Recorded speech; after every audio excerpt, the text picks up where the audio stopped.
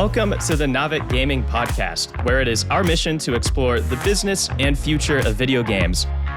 We bring together the industry's brightest builders, investors, and thinkers to keep a pulse on current events, dissect emerging trends in games, share lessons learned, and have a great time. This podcast is also part of Navic's growing ecosystem, which ranges from free and premium research to consulting and advisory services. For more information, visit www.navic.co.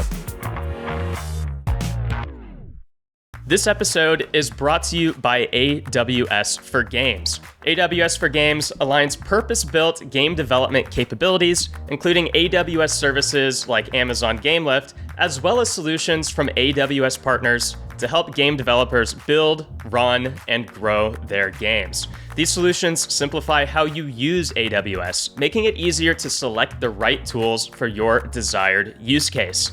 This reduces the time and investment required for game developers to adopt the cloud, leaving more time to innovate and achieve faster time to value. AWS brings over 15 years of experience supporting transformation for game developers, including Riot Games, Scopely, Second Dinner, Behavior Interactive, and Nintendo. With hundreds of millions playing games built on AWS for Games, thousands of AWS partners, and teams of AWS solutions architects around the world, your game is in good hands within the AWS community. For more information, visit aws.amazon.com/gametech or simply check out the link in the show notes. Now, let's jump into the episode. What's up, everyone, and welcome to the Navic Gaming Podcast. I'm your host, Alex, and this is the interview and insight segment. It is 2025, and since we're all following games, we know a lot of the business might be in for a tough year. Distribution is harder than ever with an oversaturation of content across multiple platforms. Hardly any new games have stuck around and hung in the top 10, although Marvel Rivals is certainly one to watch so far. And many Fortune 500 gaming conglomerates or even large private gaming companies like Riot and Epic took the downscaling momentum of the games industry and used this as rationale for continued layoffs and the right sizing of their businesses. There was an estimated around 20 studio closures in 2024. And although there has never been a better time to be a player and a gamer, for the industry, it's been challenging. And this is not only on the studio side, but also on the investment side. To recap and shout out two of my favorite gaming investment reports, Convoys and Invest Game, I'll restate some facts about Q4's 2024 investing landscape as we head into 2025. So the first is that deal volume is down at 83, down 25% quarter over quarter. From a year over year perspective, this is a 14% drop from 2023 into 2024. There's a drop in graduation rates to the Series A. Only 11.5% of startups that raised a seed round raised a Series A within 2 years. This is compared to approximately a 20 to 30% Series A attach rate at the macro startup level, so not just games. There's lots of funding going into gaming companies crosshatched with an AI proposition. And several buyers have been taken out of play, either because they went private, got swallowed up by someone else, or their consolidation play just isn't panning out. Yes, we're looking at Embracer. And beyond this, there's a general sentiment and honestly dubiousness to games VC. The general party line is games VCs are retreating from gaming content, shifting to infrastructure, much to lamentation of game studio founders. And so to discuss this challenging predicament and to engage in a discussion about the state of games financing and games M&A and distribution, I'm joined and honored to welcome Spike Laurie, partner at Hiro Capital. Spike, prior to Hiro, has background at Turtle Entertainment, which I believe got bought by ESL and then got bought by MTG and then might have been divested all over again, but I could be wrong. But Hiro Capital is a venture fund that invests in games, metaverse tech, esports, and digital fitness, and is currently deploying Fund 2, which we'll talk a little bit about later today. So welcome to the pod, Spike. Thank you very much for having me, Alex. I appreciate it. There's a lot to talk about there from that opening, and I'm really glad that you've opened the pod with some of those quite somber stats. Yeah. And I'm excited to talk about it too. I think it'll be interesting to see, how Hiro and how you were thinking about it. And so I gave you a little bit of background there, but I would love for you to tell the audience a little bit more about yourself. And also, could you tell us why you joined Hiro Capital? Yeah, that's great. I'd be very happy to. So I'm one of the partners at Hiro. I started out in games publishing for Warner.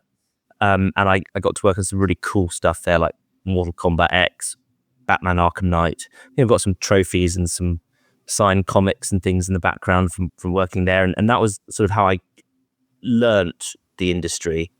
I then went to ESL, which actually got bought by Savvy for 1.4 billion a couple of years ago. I helped sort of in the mid stage of ESL's journey, running a few territories and continuing that kind of publisher focus, managing the relationships with game publishers. And I was very, very lucky that 6 years ago now, which feels like a lifetime, Sir Ian Livingston was setting up Hiro Capital and asked me if I'd come on board and join and help shape and build a venture capital fund. Something I had never done before, or probably should have ever been allowed to do, but here I am. Excellent. Okay. And yeah, I think I would love to talk a little bit more about Hiro. It sounds like you had this background in games and you basically went on this new adventure to work in games VC. And before we kind of get into like some of the somber stuff that we were talking about in my intro, I just want to learn a little bit more about, you and your observations while you've been at Hiro Capital and about Hiro in general. So maybe we'll start with Hiro. I am understanding that you're deploying Fund 2, which is a $340 million fund. I would love to learn a little bit about the fund's focus and how much of it has been deployed and what that evolution has looked like for the firm over the past couple of years. Yeah, very happy to. So we're a venture capital fund in games, obviously. We do a little bit of digital sports and some other stuff as well, but a lot of it is games. And, we are operators. So we are, the three founding partners, Sir Ian Livingston, Luke Alvarez, and Sherry Freeman, have all built and exited businesses themselves. So, when you ask about our focus and our approach, it's a little bit of, we like to think that we understand a little bit about what the founder's going through, and it's quite a lonely journey and it's a difficult journey. And so, we approach it more as business partners than we do pure financing tools or financial analysts. But we've got some great analysts on the team. We are deploying Fund 2 at the moment. Actually, we're a thematic fund. So while we probably set out to do seed and Series A, we see ourselves going a little bit earlier in some respects, where we want to get, where there's really talented founders and we want to help them accelerate or shape their business. But also we've gone a little bit later as well and done a few Series B investments, so bigger checks. So we like to think that we know enough about games to kind of be a thematic fund. And also, you alluded to it earlier, there's this great universe around games as well, right? Games is a lot of the time the pointy end of the spear for some really great technology or some really creative ideas or intellectual property. And, you see that with the boom of NVIDIA, right? In the world today, right? Started off computer graphics, is now leading the charge on artificial intelligence and that really smart computing. So we really think of games as the singularity of great technology, great intellectual property. And actually, to be really honest, Alex, that's a really fun place to be, actually, and to be able to help propel those founders. Yeah. I mean, I definitely don't disagree. I've always said games is a great intersection of art, business, and tech. And so I think that the proposition of where that is and where you guys are sitting in your thematic fund is very interesting. And we'll actually talk a little bit about how the thematic funds or the specialist funds for games are working out later in the conversation today. But just to get the facts, I guess 101, it sounds like you had three general partners who founded the fund. How big is the firm today, like in terms of headcount? Great question. I think there's 9 of us, although okay. I think someone would challenge me, but I think there's 9 full-time and we have some really good specialists. So within the full-time deal team, there's just 9 of us. But where we need to, we pull really excellent talent. So on the blockchain side of things, which I know a lot of funds have been thinking through, and we've certainly been thinking through quite carefully over the last couple of years. John Jordan, for example, is an advisor to the business. He founded Blockchain Gamer, founded co-founded Pocket Gamer before that. So try to pull in expertise where we don't need full-time sort of expertise, but in general, we're a small team of 9 people. Awesome. Okay, so you got your team of 9, you're deploying your second fund, and you've been at Hiro now for about 5 years. And before we move on to the state of games financing, I want to kind of ask you maybe like a metaphysical question, which has been, what do you think has been a critical shift in the industry or at Hiro over the past 5 years? Something you joined Hiro in 2019. What was something that you felt was unequivocally true in 2019 that has generally been disproven over the past 5 years, if anything? Yeah. Well, I think first of all, the first caveat there is I feel I'm still learning my craft. I feel 6 years into a fund cycle is not a full fund cycle. And I think until you've lived and breathed a full fund cycle, you don't really know very much yet, or you're still learning your craft. And, this goes back to, 4 or 5 years ago in the heady golden days of venture capital for games. It was PvP. It was a PvP sport, right? Because there was so much supply of capital. There were so many funds who wanted to, who were all writing, giving out term sheets. And there were so many founders that were coming up to meet that supply. Mm-hmm. You were competing with 3 or 4 funds in every deal. So the challenge was, could you get into a deal? Could you lead it? And that had some pretty negative. That had some negative effects, right? Because it pulled up the valuations. It reduced the structure. There was less due diligence, and a lot of if you think a lot of those big names of people and funds, the people and the funds that were doing those deals, not all of them have stuck around, right, to see the outcome of that. And that's all well and good. Getting into deals, giving term sheets, giving cash, that's just 1/4 of what you've got to do. You've then got to help those companies, right? You've got to sit on the board. You've got to be the business partner. You've got to be the sparring partner. You've got to help. You've got to challenge them and help them. And that means being quite candid with people. And it means having a dialogue with someone that transcends just, we're best mates, we go out for drinks, we gave you some money, that's it. It's, you got to have some tough, difficult commercial conversations with people. And that's a skill set of its own too. Then you've got to exit the business. Then you've got to sell the business, right? You've got to exit the business. You've got to help that founder realize the opportunity. And again, in a world where Embracer is buying a lot and they're giving money to their acquisitions to go and buy more stuff, you're in this kind of, it doesn't look too hard, right? Looks quite easy. It's actually very hard. And then you've got to return the capital to your investors. You've got to actually give them cash, right? The fun stuff of telling them what great deals you're in, how exciting the progress is going, like that's not too hard, right? But when you've got to turn up and say, oh, actually, this is how much cash you're going to get. Mm-hmm. And it's not the reality, which, because I think a lot of funds were doing these quite big deals at quite big valuations and businesses that aren't around today.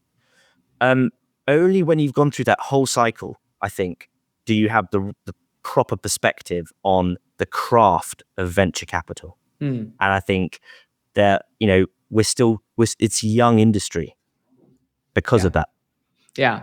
Well, I really like how you laid that out. And I think that's definitely true. And there are all of these stages. And so I guess there's a humbleness to admitting, like, I haven't done my full 10-year fund cycle. And so actually, I think this brings us to the topic of games financing. And we'll talk about games financing and also the state of gaming VC specifically. And you kind of alluded to some of these topics here, but I know that you gave a talk at DICE Europe on games financing, what happened and what happens next. In a few short bullets, kind of like, what were the key takeaways from that talk for you?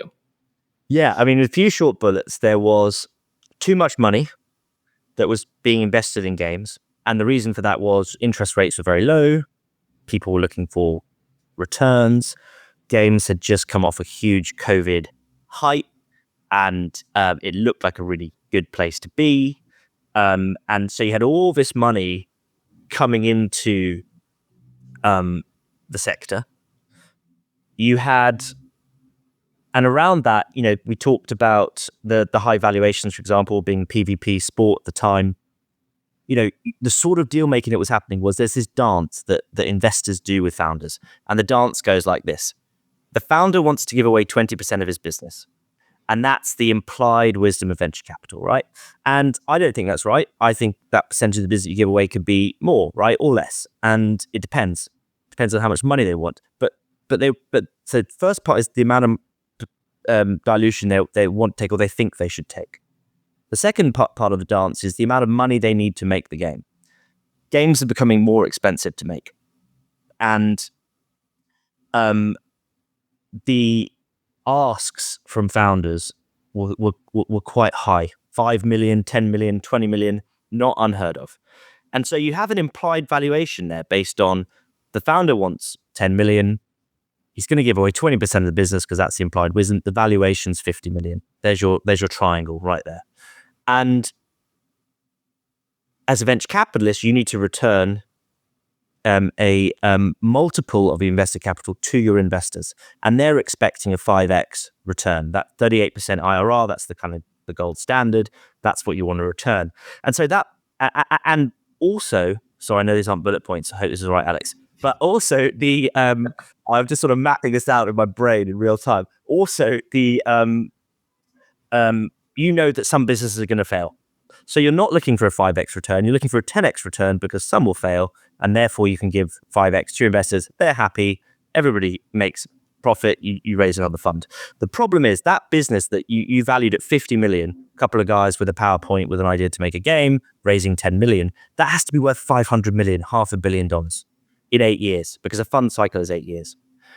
And so when you're making those bets, that's a very unrealistic expectation. And the best example of this, and I'm sorry to name names, I will name names, it was 1047 Games, right? Who were making Splitgate. You can go and Google it now. Big splashy press release, Lightspeed invests 100 million into 1047 Games at a $1.5 billion valuation. And at the time you're looking at it and you go, am I an idiot? Why can I can't see how this math works. If you're investing in a business at 1.5 billion valuation today, that business has to be worth 7.5 billion. Let's give the best case to give you a 5x return. Well, Scopely didn't even sell for 7.5 billion. I think it was 5 billion off the top of my head, right? 5.9 or something like that, right?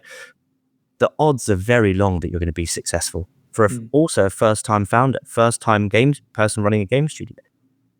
How does that maths work? So I'm ranting. We've got off. I can't even remember the question, but that was what that last 4 years. That's what it felt like, right? That's some of the symptoms of all this stuff that we're talking about, and why the drop now feels so severe.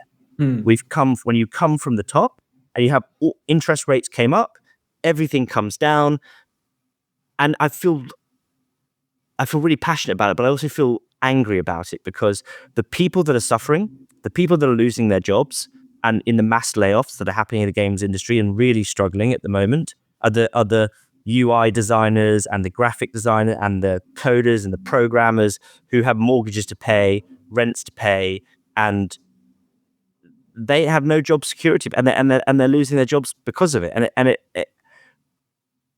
It's really, it's good that this macroeconomic cycle is playing out, so that this is playing out because it's unsustainable. But when you look at it, and real people, real jobs, real people's families, it's hard to watch, really. Mm-hmm. Sorry, Alex. Well, no. I mean, you're not wrong about that. I think, you started straying into the territory of, specifically the state of games VC and the challenge of the predicaments of the fund structures and, some of those auto corrections that we've spoken about. But can you bleep out the name of the? Can you bleep out the name of the fund that I'm joking? No, they're very, very good friends of the pod. So I don't know if they're sponsoring this episode. I don't think so. I'm looking at the slate. I think you're AWS this. But Sponsored by Lightspeed.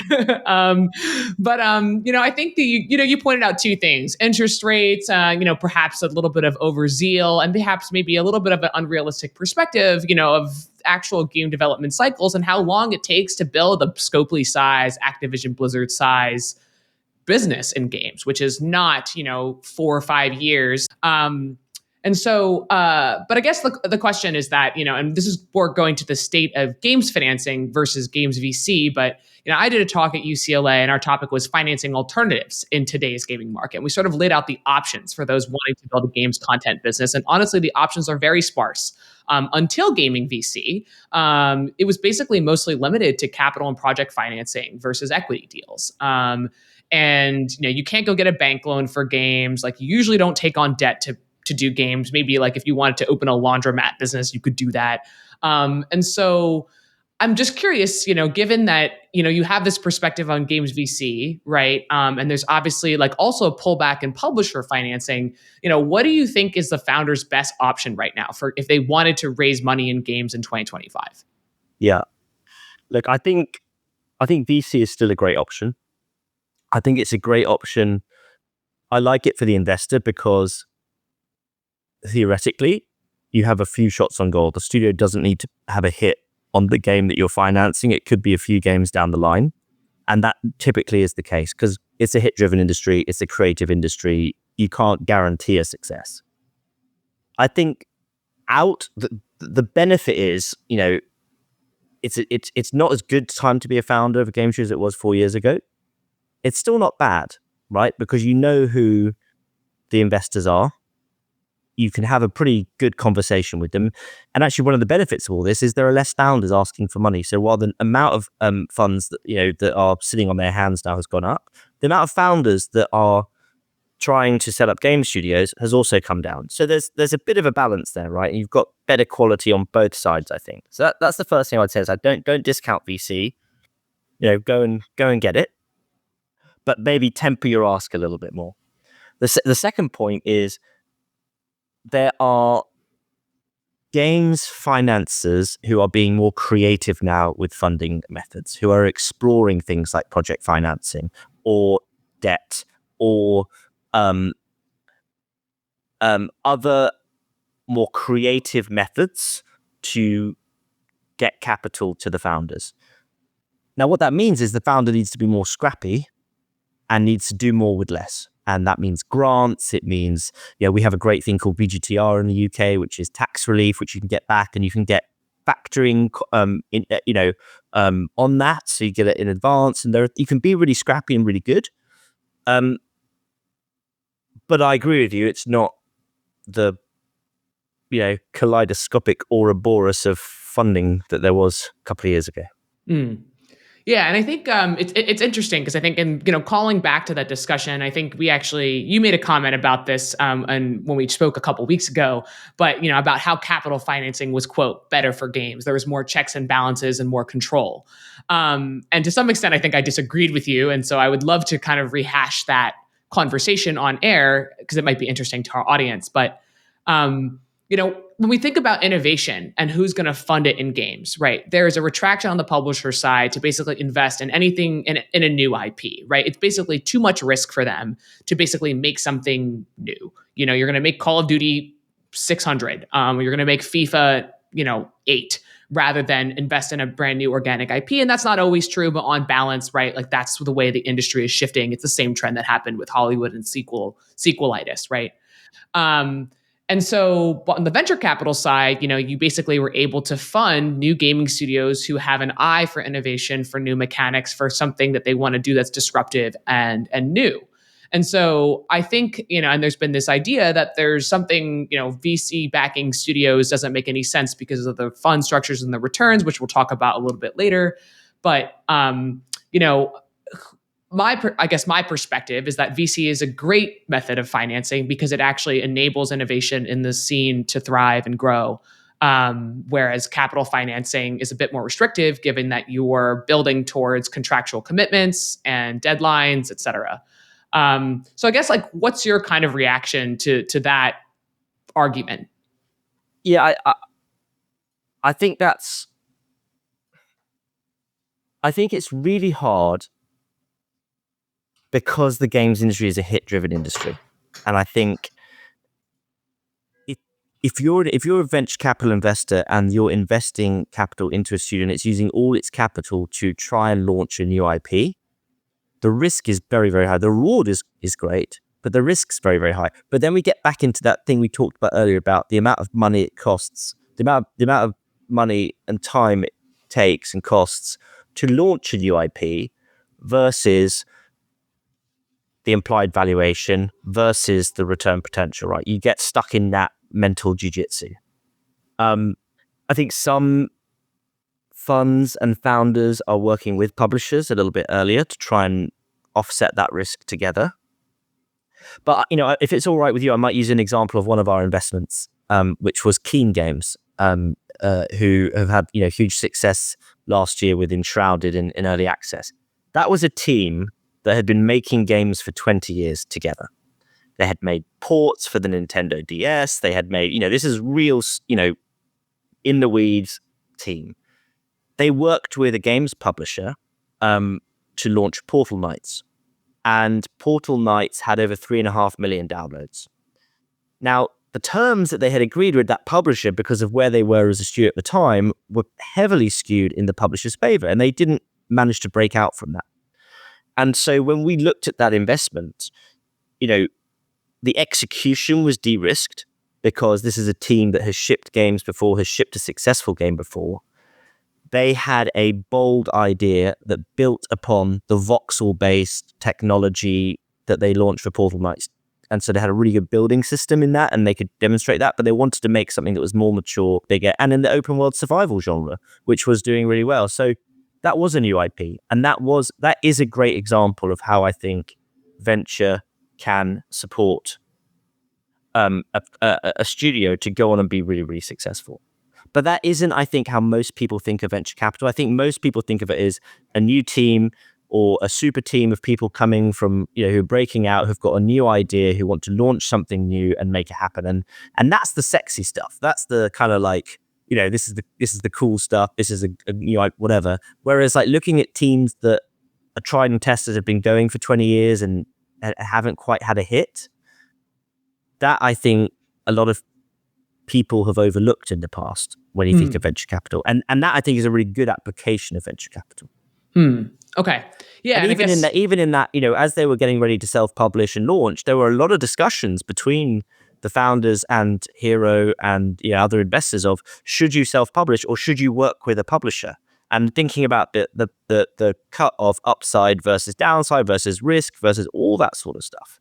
Yeah, absolutely. And I think I think you're calling out a really interesting thing is there's kind of like two different strategies here. I think there's definitely been, some sort of, I guess, attitude, voices in the ether about, having VCs backed a lot of ex-big AAA studio founders with, who had fantastic pedigrees, but may not be well equipped to start a new business from scratch. And here you're talking about a group of guys from Enshrouded that had proven traction to be able to build something, had launched multiple games together over the past 2 decades. And I think that these are kind of like, two opposite sides of the coin, thinking about, what Zynga was with, being Mark Pincus being like a first time gaming founder, right? And building one of the biggest gaming businesses, are objectively that actually could be considered a venture-backed hit. And then you have all the way on the right, a bunch of people that have worked in games their whole lives and know how to execute and know how to build great products. And we talked a little bit about this, a couple of weeks ago, but a couple years ago, I heard Ademi Iyaho, who's the founder of Base 10 Ventures, talk about his 3 exits prior to becoming a venture capitalist. For those that don't know, Ademi is a 3-time LATAM entrepreneur, ended up starting a venture capital firm after being a successful entrepreneur. He ended up selling one of his businesses Identified to Workday, and there's like an interesting story about how he pivoted this from consumer to enterprise. And I think that really demonstrates this kind of founder flexibility to find product market fit. And so I think, how do you grok, at least at Hiro, the needed necessity of knowing that the crew of people that you're backing can execute the gaming craft but also acknowledging that they might be so hyper specialized that they might not be able to pivot to another sector. And so TLDR, their unique ability to deliver against the craft of game making, might also inhibit their ability to pivot in a very classic Silicon Valley VC way. What's Totally your reaction to that? Totally right. And, one of my biggest learnings about venture is that ultimately it's a people business, that you are investing in people. You are a business partner to these founders, to these people, to these game makers. And I totally agree with you that being great at making a video game does not make you a great founder, business leader, startup founder, right? But there is a crossover. There's that sim crossover. Now, the problem is, it's very hard to find out whether how they react under pressure or when things aren't in their favor. What they do. Do they melt? Do they rally everyone behind them? Do they go, double down and make something happen? Do they grind through? And actually, goes back to that point of the learning the craft over the last 6 years for me, is interacting with all sorts of different people and having those and figuring that out. And the goal, and you're totally right, the golden sort of the perfect founder in games is someone that can do both, who can, have the foresight, the wisdom, the grit, the determination, the I cannot fail mentality, and is excellent at their craft. And those people, it takes a bit of time to figure out who they are. Once you work with them, it is absolutely a pleasure. Mm-hmm. Yeah, and I think that's the question there is that, I think it is a people business, right? And it is hard to understand, what a team is going to be like, and as that team evolves over time, how they're going to react to certain circumstances. But I think that's right. And I thought that was kind of an interesting, more like academic way to look at the gaming VC landscape, as it's quite different from, I think, a lot of some of the other traditional SaaS VC, and is probably more akin to something like biotech. Long R&D cycles, long time for return, and basically like hit on launch, or, this drug doesn't work, it's not FDA approved, it's just, sunset and close the business. 100%. And you brought up earlier about the fact that the rates of game studios that are then, the funding from seed to Series A, etc.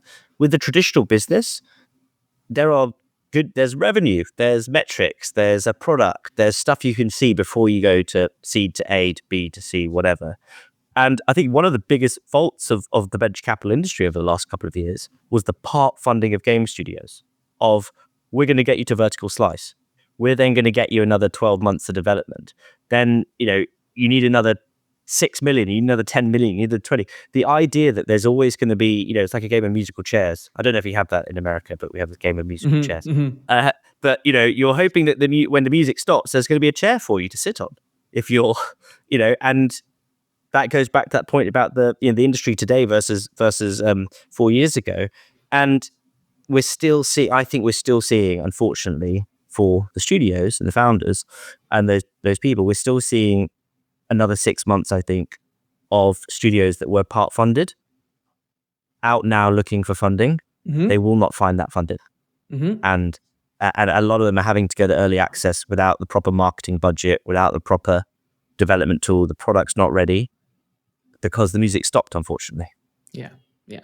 And okay, and actually that brings us to kind of our next topic, which is the state of, gaming VCs. And I think, before we're gonna walk through one of your investments at Hiro. But before we kind of do that, because you mentioned this topic of musical chairs, I'll kind of jump forward and go to another question, which is, a big challenge for games VCs right now is kind of the downstream funding problem, where many folks sit at the pre-seed, few sit at the A. Corporate VCs and some bigger generalists, but essentially, like every studio, like you were saying, faces that existential crisis of downstream funding risk. Where they might be coming back for the Series B or the Series C, after vertical slice to get to marketing, to get to early access, et cetera. who in your mind ideally would fill that gap, right? It's something that's currently like not necessarily being completely satiated, but paint your ideal picture. Who completes those rounds for game studios? Or should they just not exist at all? I think the angel round is that is a very healthy ecosystem. I think that works really well. We're fortunate that a lot of people in the games industry have made good money, in the UK especially, but I think all over the world, there's good benefits, tax benefits to being an early angel investor in businesses. And therefore, I think to get the first couple of $100,000 into a business, it's not super easy, but it's relatively easy. And I think that works really well, especially in the UK. I think that seed stage, I think, that bet that you're giving a studio enough money to get to vertical slice so that it can get a publishing deal or do that. I think that's still a bona fide and good way to look at it. But I think the risk is much higher now than it was before. Not the risk is actually the same that the product ships and is successful. It's just more risky now that the studio won't get a Series A or a Series B from a NetEase or a Tencent or a strategic or whatever, right? Because those strategics were plugging that gap, right? Yes. And if you look at those strategics in particular, and this is obviously just scurrilous gossip, and I don't know anything about the inner workings of those companies, but they are both quite publicly pulling back from the scattergun strategic approach that they were taking, and they were funding a lot of those game studios at the Series A point. So that's dried up. You talked about the publishers drying up as well. Less of them. A lot of publishers I know as well are saying, well, we're not funding development anymore, but we're going to do marketing support and things like that. Now they're trying to be more creative to make their cash go further. So it goes back to so what I think. So all this is playing out. So what does it mean? I think it means that founders now are having to, and I think that's a good thing, do more with less. Be more creative about game modes, be more creative about how they make games. And we haven't used the AI buzzword yet, but everybody can tick it on your bingo cards now. But using artificial intelligence, using more kind of structure on how you build stuff, and getting out earlier, to getting community feedback earlier, building your Discord, all that sort of stuff is now becoming really important. And that I think is really healthy for the games industry. Okay, so your answer is basically like there is no one who's going to plug your Series B or your Series C. You have to do more with less. And so I guess this also leads to another perspective about, and I would love your thoughts on this, and then we'll jump back to talking through, the portfolio company for Hiro as our example here. But again, want to get your perspective on a framing like this. And this is, I think, emblematic of how some founders feel. Some founders who are raising today feel that there are impossible goalposts and gates to funding that have been impractical for the product that they are building. As someone who's raised a Series A with my own team and been out there, boots on the ground, I can admit that the bar, like you said, is now extremely high. It's for a small team and low financing.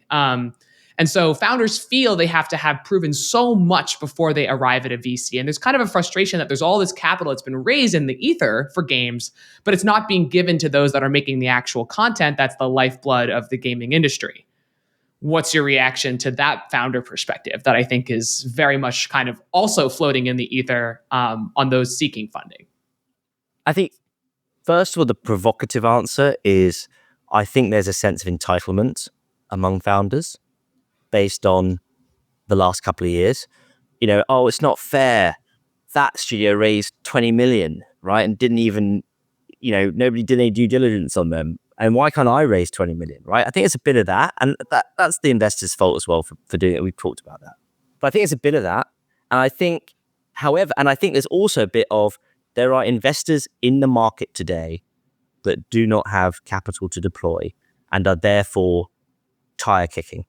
They're therefore, instead of saying, no, I'm sorry, we're not going to do this investment, they are saying, oh, come back to us when you've got some more metrics. Come back to us when you've shown a bit more of this. Because if you think about it, it's not in the investors or the publisher's best interest to say no. Because if they say no, they lose that opportunity forever. And if for whatever reason, opportunity X comes back and says, oh, guess what? Overnight, Ninja streamed us and we've got 6 billion wish lists, then the investor can say, yeah, we're going to do that deal now, right?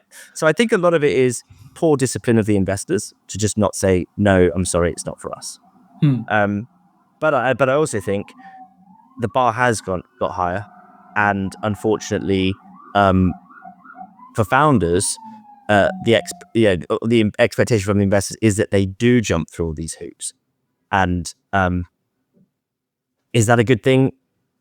Probably. But do I agree that one or two lightning in a jar opportunities will slip through the net that way? Yes, probably. Okay. Does that help? Does that answer your question or not? It answers the question for sure. I don't know how many founders would be happy about it. Or I'm sorry, founders. I'm very sorry. But it's an interesting perspective. And again, like we're going to bring this back to, because you guys are sitting on the side of the VC, right? And you pointed out all of these challenges to games funding. And I think I kind of want to walk through a Hiro investment that I think might be a good way to anchor this about like, okay, so you said all these things. You're an investor. Like, what are you going to do now in 2025? And so one of your, I think, I guess what you guys would claim is one of your most successful exits so far has been Snowprint. MTG acquired a 70% stake for a 1.x multiple on 2023 revenues. The remaining stake, I think, is supposed to be acquired over the course of 2025 and 2026 based on future valuations and performance, et cetera, et cetera. Approximately 30 to 35 million in USD for revenues in the full year of 2023. And so 1.x multiple on that is around like a 60 million cash consideration. I believe that the formal price was like something like 650 million SEK, which is like 60 million USD, right? That feels a bit, I don't think that's quite right. It's a bit low. Okay. But it was quite a complicated structure. Okay. Well, I just multiplied 1.x times 35. And so that's how, for the audience, that's how I arrived at that math. 1.x multiple on 35 million in revenue, 63 million cash consideration. Whichever it is, it's somewhere in the ballpark of, let's call it sub 100, maybe, right? Yeah, that's right. All right. Sounds good. This was done out of Fund 1, which I believe is around 130 million for you guys. And the predicament here is that this is actually a huge success case for you, but this doesn't return your fund. At all, right? And so how are you guys thinking about that, right? I think, and a question, I guess, that has been come up for a lot of games VCs fund is that the funds themselves are too big. So let's just say you had that let's just call it 60 million. If you had raised a $40 million fund and you'd made that bet and you had the same, obviously, equity percentage, that would be a huge success. And so, yeah, we'll play out the logic. And so I guess the question is, for Hiro, using this example as an anchor point, you have had a successful exit. That's fantastic. But what do you do to, get Fund 1 to actually like return cash back to your LPs? Because even though you've had the successful exit, it's not enough to bridge the gap. Yeah, that's right. And I think a few things. First of all, in that time period, and part of the decision you make as an investor is about timing. LPs were delighted to have cash back, right? So that's one of the considerations. And a lot of them were like, we invested 6 or 7 funds.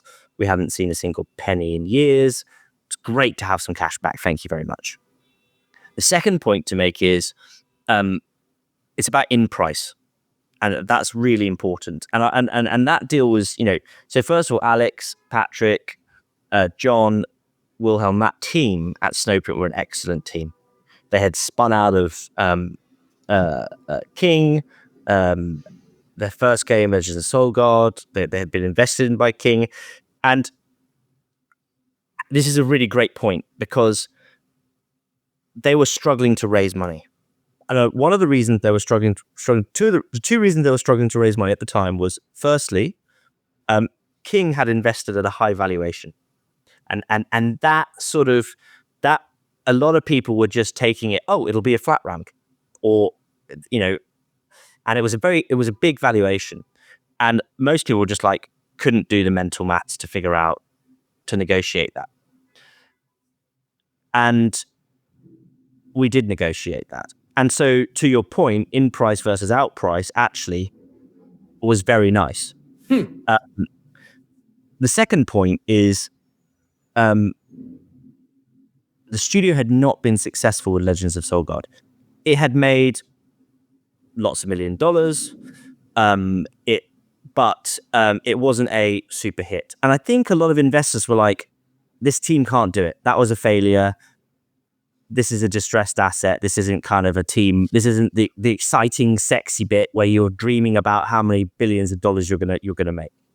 But what we saw was that this was a team that had now shipped a game together as a team, had built a tech stack, had delivered a game, had run the live operations, and had an idea now for 2 other games.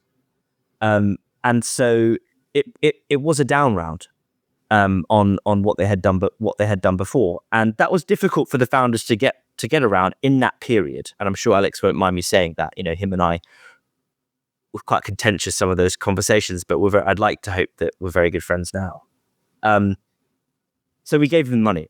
Their next game, Rivengard, was really interesting. It created a new gameplay mode. So it was hex-based tactical gameplay with the character leveling up collector piece in the side. And what the game was showing when they launched it was the audience is engaged, but the CPI is too high. We cannot buy an audience at the right price. And they were very thoughtful. And they said, we think the reason for this is we have made a new IP called Rivengard. We've had to make a barbarian, a witch, a wizard, and we've had to create all these characters. So when we put out marketing materials, people are like, okay, it's a witch, it's a wizard, it's a goblin, whatever. Cool. They then did a licensing deal with Games Workshop for Warhammer 40k. And they used the same game engine, the same mechanics, and they put the Warhammer characters in it. And now your user acquisition cost comes right down. Sure. Because you know those characters. You're invested. Yep. You're playing Chief Librarian Tigurius. You're playing an Orc soldier. And so that was when the engine got working, really was successful, and hence the exit to MTG. Okay. Yeah, I mean, it sounds, this is, again, like from the game studio side, a huge, a path of success. And yes, I remember actually, like, because I used to be at Activision, and on the King side, I'd roll up King on the P&Ls, and Solgard was in there, and, arguably compared to Candy Crush, you got Legend of Solgard, not the same performance. So I remember, but it's obviously like a great story of resilience and pivoting and, getting IP to bring down, costs for installs and UA costs and things like that.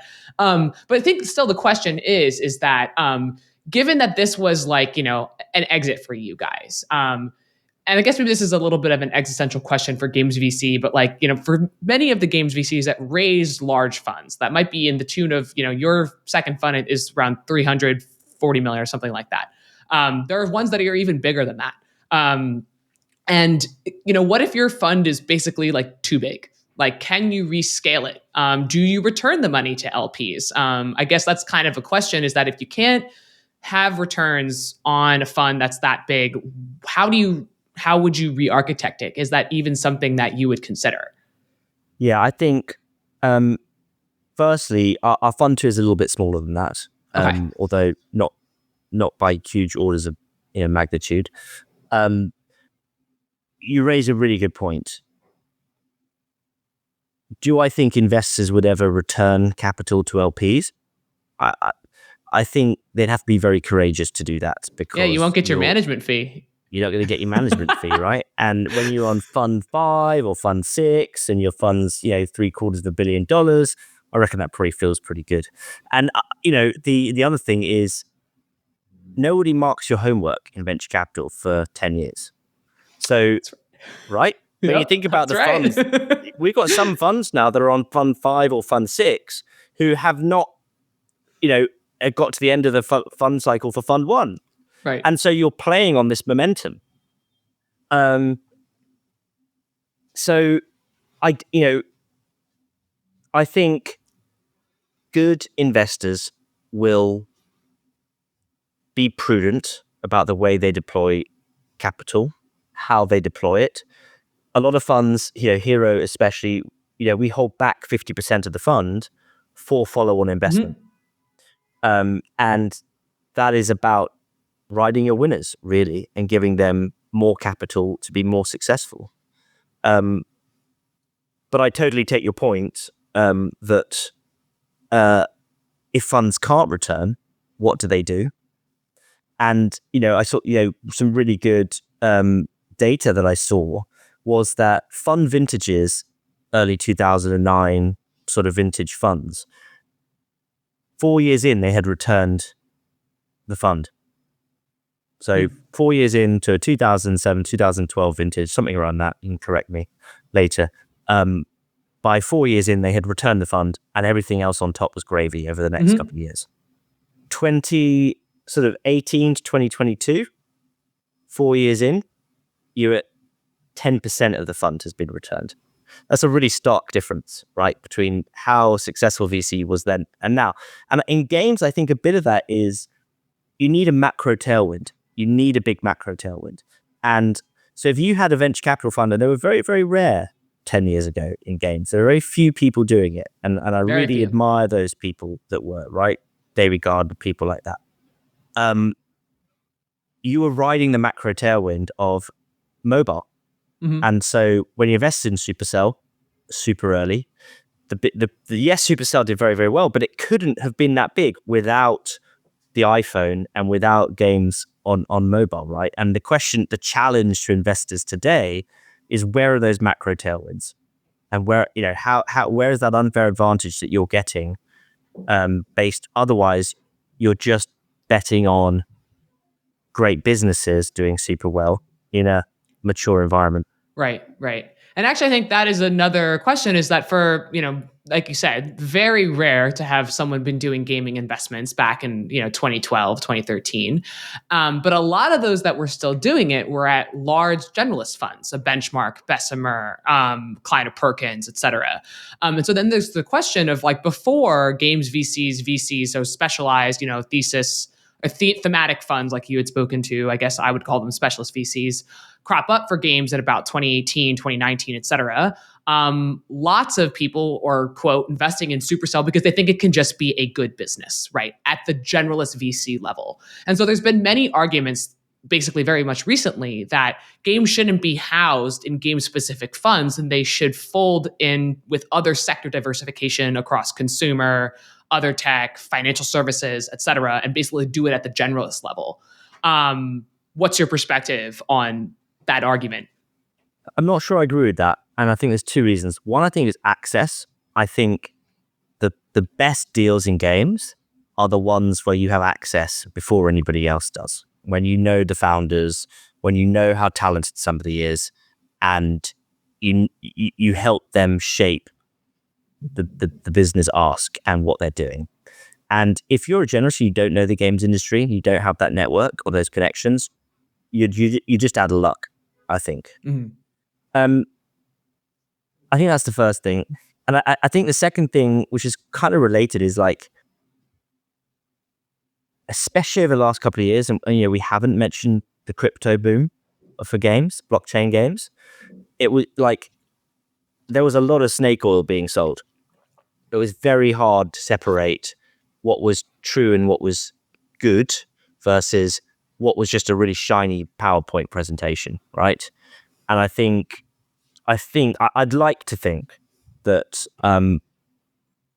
people who really know games can sort that much quicker than somebody who's just really talented with Microsoft Excel. Yeah. And I actually think, like, I'm conflicted on this one from the personal level as well, because I think that the counter argument here is that, especially as the individual investor, one of the things you're looking at when you're joining a fund is is going to be your fund record, right? You will be judged off the performance of the first fund that you deploy and the deals that you lead.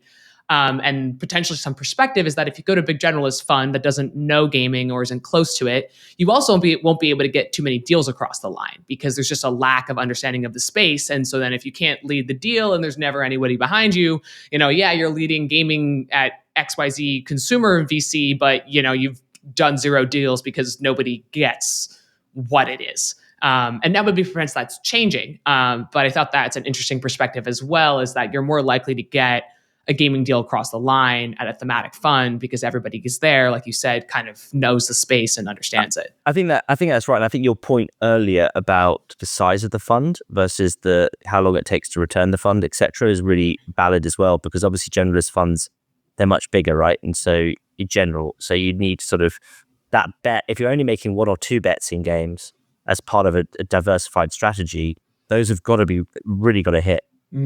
Yeah. Okay, so we're going to do one more question on games VC before we quickly jump to distribution, because we're obviously we've had such a robust and loquacious conversation, but we're pushing up on our time slot here. But one of the big themes, and we spoke about this earlier, was people have noticed a retreat of gaming VC to infrastructure.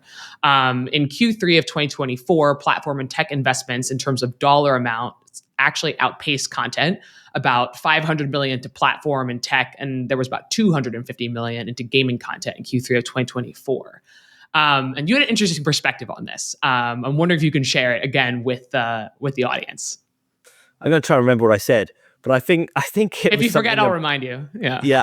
I think. Look, there was a lot of investment into games infrastructure sort of plays, and I think a lot of them ended up being quite thin or quite focused pieces of tech in the stack. And some of them were doing pretty clever stuff, right? Like back-end as a service and things like that. There are some great examples of that. Now, whether or not they're brilliant ideas, and I think there is something there to them for sure. They were venture capital funded, and their business model was, we'll work with a game studio. Once it launches the game, we'll take a percentage of the revenue, and we'll do really well out of this. Now, the problem is that all the studios that they were doing deals with were also venture capital backed game studios who were like, oh yeah, no, that sounds great. We need a back end. Let's do it. We'll sign the deal. How much are you taking? Yeah, perfect. Let's go. Obviously, I'm being a little bit facetious there. But the problem is that those studios now, as we talked about, aren't able to get their funding, weren't able to self-publish, weren't able to get a publisher, didn't do super well. And so all that potential revenue that those infrastructure companies were banking on has fallen away. And they were very competitive. When you're venture-backed, you don't need to make commercial deals on day one because you're nicely funded and the money's going to come tomorrow. So, I think a lot of those businesses are struggling. I think probably a lot of the value proposition was probably a little bit thinner than was the expectation was of what it would fulfill. And I think the business model is just hard. You've got to convince the game studio to give you a percentage of their revenue. And actually, I think when people think carefully about that, they don't feel super happy to do that. Yeah, and I think basically what you're calling out is that the pivot or the retreat to games infrastructure isn't actually fully wiping away the risk, because the customers of the picks and shovels are still the games VC backed studios. And so you still have that dependency risk, although it sits slightly downstream, and perhaps there's a bit more advantage of, the platform infrastructure business model versus being a completely hit-based driven event with the gaming IP and a new title. You still have those dependencies. And I think that's actually interesting. And so I guess, for Hiro, what do you think you'll start looking for in 2025 if it's not necessarily only infrastructure and there's this challenge with games content? Yeah, I think we're always committed to games content. I think, Syrian Livingston has made a tremendous career, not out of just founding game studios, but as an investor in games, right? And I am a super passionate gamer, and I am very privileged to be able to work in the games industry and provide funding to people making content. That's always going to be part of the puzzle. I think, in terms of infrastructure, I think there are great opportunities there. There are great businesses that are doing really good things, and I'd like to think that we'll be participating and supporting those businesses.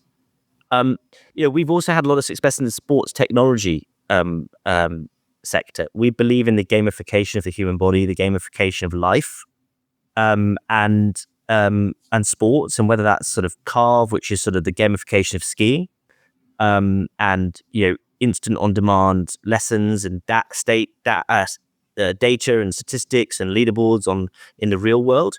Like, that sort of stuff's really cool and really exciting. And I think it goes back to that original point I made about when we talk about games, and games now touch so much of everything, and being a thematic fund, like, we want to seek out just great, cool stuff that people are building that can be very, very valuable, and any shape or form, we're open to it. All right, nice. Okay, and so now we're going to move to our last topic. I think we're going to skip distribution just simply because we're running short on time here. Sorry, I'm a bad guest. I'm sorry. No, it's all good. This has been fascinating. But I want to talk a little bit about maybe one question on M&A, right? And so my perspective is that, and I guess maybe from data and from the news, et cetera, is that the buyer scene for games, and that's one of the challenging. You described the 4 pieces of the journey. Like, there's the getting the founder, then there's the guiding them, then there's the sale part, and then there's returning capital LPs. But the sale part has been challenging for games because the buyer scene, if anything, has shrunk, right? It's the same big players. It's Sony, it's Microsoft, et cetera. And actually, many of the buyers have been taken out of play because even bigger buyers have eaten the middle stage buyers. And so I guess my question to you is that, who do you think will buy gaming businesses in the next 5 years? Like, in 2025, who's like your ideal buyer? And how is that going to change over the next 4 years? Yeah, so obviously a lot of people who are very splashy have come out. What has been really interesting in the last couple of weeks is 4 or 5 companies who I did not think of as serious buyers have been coming and saying, we're in the market, we're looking for this, we're looking to buy revenue, we're looking to buy profit, which is really, really promising. I don't think I can name names, unfortunately. I'd love to. But, and these are kind of mid, these are not the big guys. These are kind of mid-sized companies. So I think there's going to be But they're gaming companies. Oh, gaming companies. Gaming companies, okay. And I think there's going to be some aggregation. And that, actually, it's common sense. Because in this type of market, when valuations have come down, businesses are struggling to fund themselves, like, that sort of aggregation is a natural part of the cycle. And so that is happening this year. And that's really promising. And I think the second thing to think about is additional types of owners are coming online. And the sort of like private equity, for example, is an example. It is a good example of like a classic financial instrument that over the last 10 years has been educated about games. And now the people that were analysts are now, now associate, then partners now in those private equity funds grew up with gaming. They're in their kind of late 30s, early 40s, early 30s. They're in that kind of age group now. And they understand it in a way that I think the previous generation of financiers probably didn't. And so they understand recurring revenue that some games can bring. RuneScape and Jagex are a brilliant example of a private equity owned business, right? And the type of business that PE would acquire. So I think that's another sort of owner that's coming online, and I think that's a generational thing. Okay, interesting perspective. And yeah, I think Jagex is definitely kind of like the flagship private equity buy. I mean, they've been tossed around between like Carlyle and a bunch of others a couple times. So has some crazy owners. It's crazy. Yeah. That's some crazy owners. Unclear whether or not that rigmarole has been good for the product or not. But let it stand that private equity is now, basically a potential exit pathway for games. And so, okay, so I want to wrap up and move to our conclusion. I've got a couple of 3 or 4 rapid fire questions for you. And so my first question is, what's one thing that you hope goes right for gaming in 2025? I would like to see the craft of games development and making tighten up and become really sharp. The way that games are made and the way that founders are making games with their teams, really like that sharpened, because it will it will really attract capital back into the market. Okay, got it.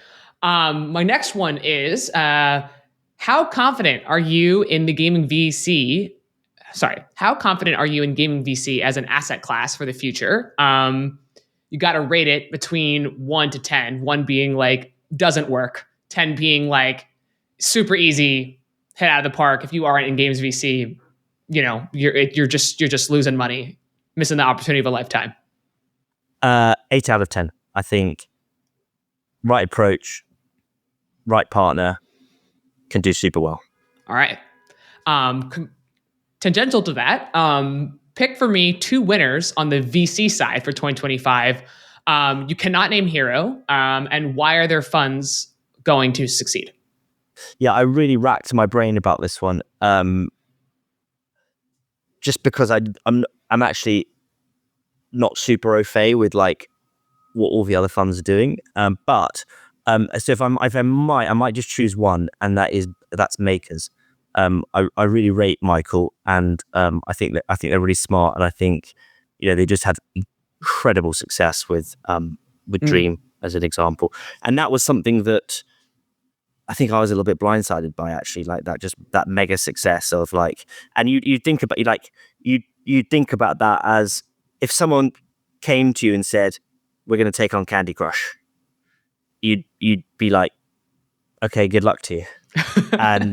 and now they're absolutely smashing them, and I think so I'm going to choose them because I think Michael's super smart, and I really like what they're doing.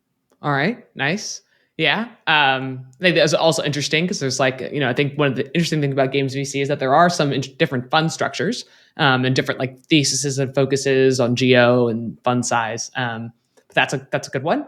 And then similar to that, but just for fun, what's your public stock pick for 2025 in gaming? I don't know how I'm allowed to say public stocks and things, but I would say I'm going to say Games Workshop. Okay. And I think it's just become a FTSE 100 company, which is super exciting. I think the business is run really smartly. I think the fan is really engaged over their lifetime and spends huge amounts of money. I've probably spent thousands of pounds on that, right? And as a gamer myself. And I think they've got such a brilliant opportunity. They've seen the Space Marine that it can now hit it can hit the mainstream. It can hit and with Henry Cavill working with them on the films and the series, and now more games coming out, and they're tightening up their licensing. I think it's a great stock to own, and I think it's a good one. I mean, I have a little bit, to be honest, but most of my public investment is given to Bill Ackman, to Pershing Square Holdings, to look after for me, because I think he's a pretty smart guy. Yeah. Oh, this is just for fun. In terms of basically kind of like of the companies that are not venture backed, who you're excited about. But okay, Spike, this was such a pleasure. And I think, today we talked about some pretty hard questions in the space, and it's definitely challenging out there, both on the studio side and the founder side and on the investor side. So thank you so much for coming on air and sharing your perspectives for M&A, games financing in general. It's been awesome. Alex, it's been a pleasure to be here. And I know sometimes I can come across as a little bit hard on the founders and the ecosystem, all that sort of stuff. But I just, it is such an incredible job that founders do of building a company and building intellectual property, and like the amount of entertainment and fun that our industry brings to people's lives. Like it's just the most sensational thing. And I really, my hat goes off to anyone who can do that and run a business and run a startup, because it's just incredibly difficult. Yes. It's certainly not for the faint of heart. And so again, maybe we'll close it on that. Shout out to the founders that are still out there and kicking, and good luck in 2025. And so with that, as always, friends, if you have feedback or ideas, hit me up at alexandra@naavik.co. I'm always open. And with that, that's our episode, and I'll see you next time. If you enjoyed today's episode, whether on YouTube or your favorite podcast app, make sure to like, subscribe, comment, or give a 5-star review. And if you want to reach out or provide feedback, shoot us a note at podcast@navic.co or find us on Twitter and LinkedIn. Plus, if you want to learn more about what Navic has to offer, make sure to check out our website, www.navic.co. There, you can sign up for the #1 games industry newsletter, Navic Digest, or contact us to learn about our wide-ranging consulting and advisory services. Again, that is www.navic.co. Thanks for listening, and we'll catch you in the next episode.